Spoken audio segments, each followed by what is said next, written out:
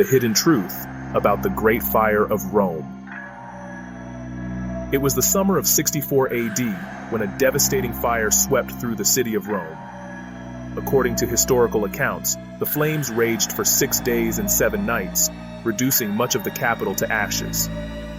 The official story tells us that it was an accident, but some believe there's a deeper, darker conspiracy behind the Great Fire of Rome. Was the fire a tragic accident, or was it orchestrated by the very man who ruled the empire, Emperor Nero? Many accounts, including those of the historian Tacitus, claim that Nero was away at his villa in Antium when the fire started.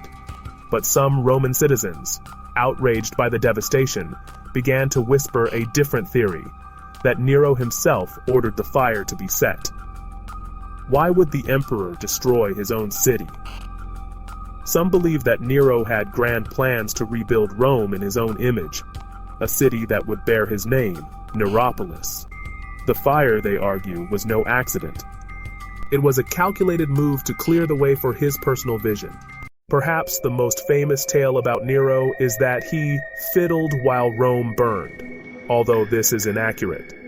The fiddle didn't exist at the time, but the legend stems from accounts that Nero played the lyre, performing from his palace as he watched the destruction unfold. This image cemented Nero's legacy as a tyrant indifferent to the suffering of his people. But historians disagree. Some say this was a smear campaign by political enemies designed to turn the public against him. In the aftermath of the fire, Rome was left in ruins, and Nero needed someone to blame. He pointed the finger at a small, unpopular religious group, the Christians. They became the perfect scapegoat. Nero's brutal persecution of Christians, burning them alive, feeding them to wild beasts, led some to believe that the emperor had orchestrated the fire simply to justify eliminating them.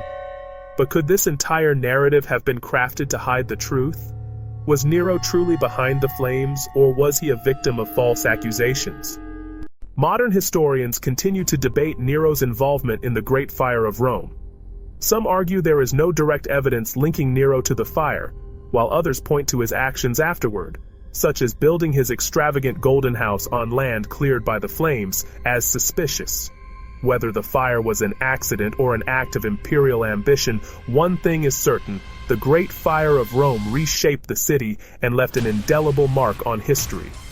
And like all great mysteries, it leaves us asking, what really happened on that fateful summer night? Could Nero have been the mastermind behind the destruction of Rome, orchestrating one of the greatest tragedies in the empire's history to serve his own agenda?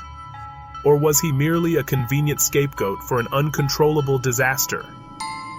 One thing is clear: history is written by the survivors, and the truth, buried under centuries of speculation, may be lost forever. What do you believe?